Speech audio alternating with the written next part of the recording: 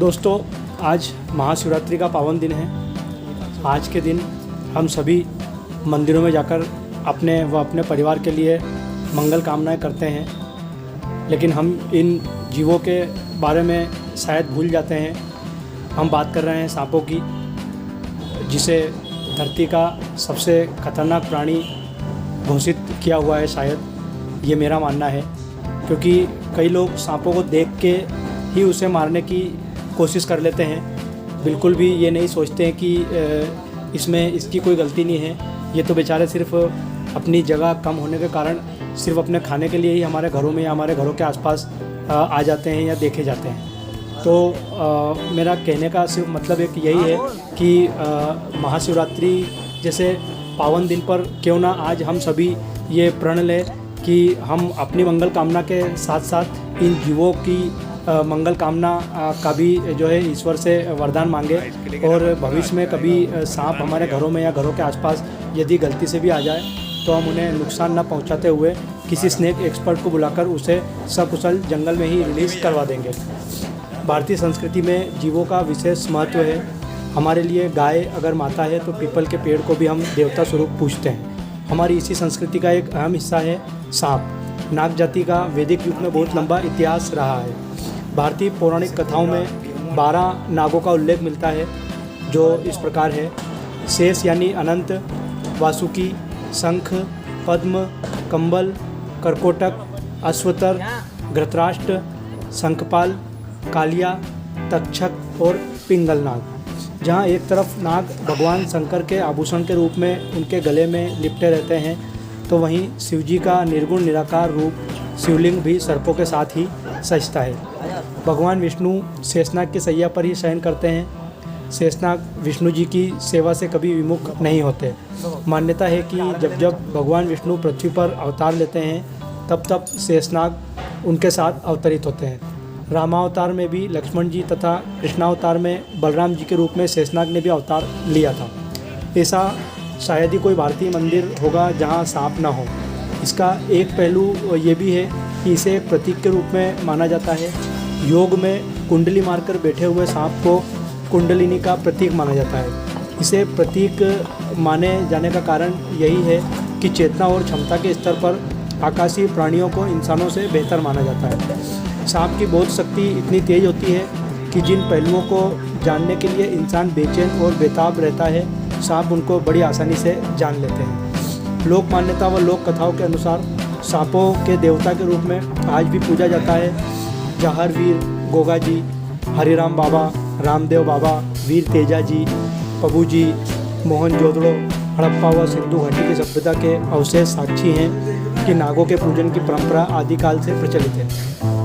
अंधविश्वास के चलते लोग नाग पंचमी के दिन सांपों को दूध पिलाते हैं। यह गलत है। सांप कभी भी दूध नहीं पीते। सांपों को दूध पिलाने के प्रलोभन में सपेरे कई दिन पहले उनका भोजन पानी बंद कर देते हैं। इसलिए भूख और प्यास को शांत करने के लिए सांप दूध ग्रहण करते हैं, पर उसका पाचन न होने के कारण या एलर्जी के कारण उनकी मृत्यु करीब करीब होना तय होती है। तो हम आप लोगों से निवेदन करेंगे कि कभी भी सांप को दूध पिलाने की कोशिश ना करें।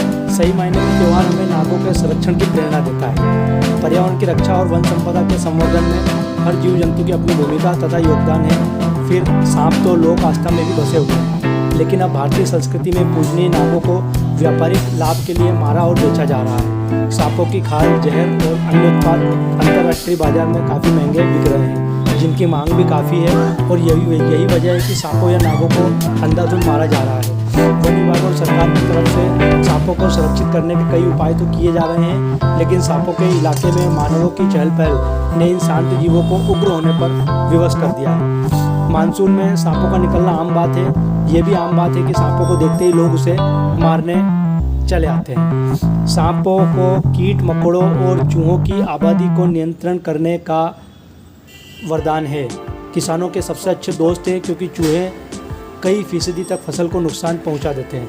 यही नहीं, पर्यावरण प्रदूषण को भी वे संकेतक के रूप में जाहिर करते हैं। सांप संकेतक प्रजाति है। इसका मतलब यह है कि आबो हवा बदलने पर सबसे पहले वही प्रभावित होते हैं।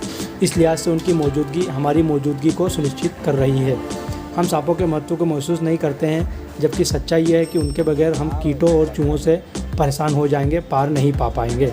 सांप तभी आक्रामक होते हैं जब उनके साथ छेड़छाड़ की जाए या हमला किया जाए। वो हमेशा आक्रमण करने की जगह भागने की कोशिश सबसे पहले करते हैं। सांपों ने नहीं बल्कि हमने उनके ठिकानों को कब्जा किया है। सांप वहीं निकलते हैं जहाँ वो पहले से रहते आ रहे हैं। हमने उनकी जगह पर कब्जा किया है। अब ये बेचारे नालों में अपने अस्तित्व की लड़ाई लड़ रहे हैं। आध्यात्मिक रहस्यवाद बोध का एक खास पहलू है और सांपों में यह क्षमता देखने को मिलती है। इसीलिए शिव के माथे पर तीसरी आँख के खुलने को, जिसको बोध की एक ऊंची अवस्था मानी जाती है, सांप की मौजूदगी द्वारा दिखाया जाता है। सांप आमतौर पर ज़मीन पर रेंगता है, लेकिन शिव ने इसे अपने सिर के ऊपर रखा। इससे वे यह बता रहे हैं कि कुछ मामलों में सांप हमसे बेहतर हैं। किसी न किसी तरह से हर एक संस्कृति ने इस बात को माना है। हमारी संस्कृति में सांपों और उनकी भूमिका को लेकर कई कहानियाँ लिखी गई हैं। अगर कोई इंसान ध्यानशील हो जाता है तो उसकी तरफ खींचने वाला सबसे पहला प्राणी शायद सांप ही होता है। इसीलिए चित्रों में आपने साधु संतों के आसपास सांपों को अवश्य देखा होगा। सांप की बोध शक्ति इतनी तेज होती है कि जिन पहलुओं को जानने के लिए इंसान बेचैन और बेताब रहता है, सांप उनको बड़ी आसानी से जान लेता है। सांप ही वह पहला प्राणी है जिसको इस पृथ्वी पर होने वाले मामूली से मामूली बदलावों का भी अंदाज़ा हो जाता है, क्योंकि उनका सारा शरीर धरती से लगा होता है। इनके कान नहीं होते, इसलिए वह अपने पूरे शरीर को कान की तरह इस्तेमाल करते हैं। सचमुच में वह अपने कान धरती से लगाए होते हैं। मान लीजिए कहीं भूकंप आने वाला है तो इसकी जानकारी सांपों को करीब 20 से 30 दिन पहले ही हो जाती है। हमारी धरती को लेकर सांप की बोध शक्ति इतनी ज़्यादा तेज होती है। तो आज शिवरात्रि के इस पावन पर्व पर हम आप लोगों से निवेदन करेंगे कि कहीं भी सांप आपको दिखे तो उन्हें आप मारने की कोशिश ना करें। आज आप ये प्रण लें, हम सभी ये प्रण लें कि किसी भी जीव को हम नुकसान नहीं पहुंचाएंगे। इसलिए हम आपसे निवेदन करते हैं कि कभी भी किसी भी सांप को नुकसान ना पहुंचाएं। इंदौर में कहीं भी स्नेक रेस्क्यू के लिए आप हमें कभी भी कॉल कर सकते हैं। आप हमारे चैनल को सब्सक्राइब करें, शेयर करें, क्योंकि जितना ज़्यादा हम और लोगों तक पहुंचेंगे उतना ही ज़्यादा इन जीवों के लिए काम कर पाएंगे। बहुत बहुत धन्यवाद। बहुत जल्द मिलेंगे आपसे अगले वीडियो में। तब तक के लिए आप अपना ध्यान रखें। शिवरात्रि की सभी को बहुत बहुत मंगल कामनाएं।